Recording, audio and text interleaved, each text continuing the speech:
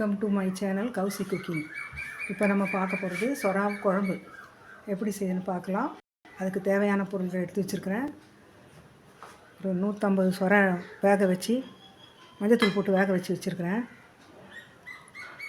ஒரு 100 கிராம் புளியை கரைச்சிட்டு இந்த காரெல்லாம் அதில் போட்டு கொதிக்க வைக்கணும். தக்காளி, பூண்டு, கருவேப்பிலை, கொத்தமல்லி, வெங்காயமும் மிளகும் வெறும் சட்டியில் போட்டு வதக்கிவிட்டு மிக்சியில் அரைச்சி குழம்புல ஊற்றணும். இந்த மிளகாய் பொடியை குறைச்சிக்கணும். இந்த குழம்புக்கு 1 ஸ்பூன் இருந்தால் போதும். தாளிப்புக்கு கொஞ்சம் வெங்காயம் போட்டுக்கலாம். ஸ்டவ் ஆன் பண்ணி கடாய் வச்சு தாளிப்புக்கு 4 ஸ்பூன் எண்ணெய், கடுகு, வெந்தயம், சீரகம் 3 போட்டு வெடிக்க விடணும். வெங்காயம் போட்டாச்சு. கொஞ்சம் வதங்கினோம்னா 1 by 1 பூண்டு, தக்காளி நல்லா செவக்க விடணும்.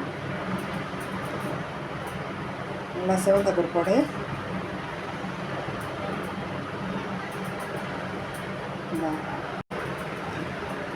அதை வதங்கின உடனே அரைச்சி வச்ச அந்த விழுதை அதில் ஊற்றணும்.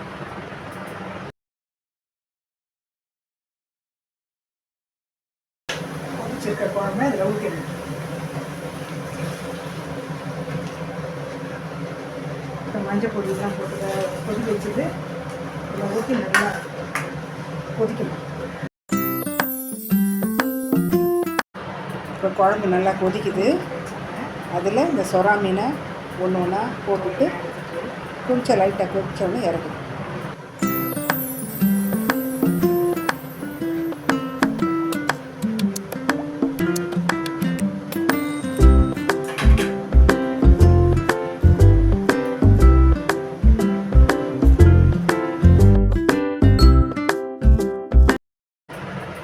சுவையான சொரா மீன் குழம்பு ரெடி.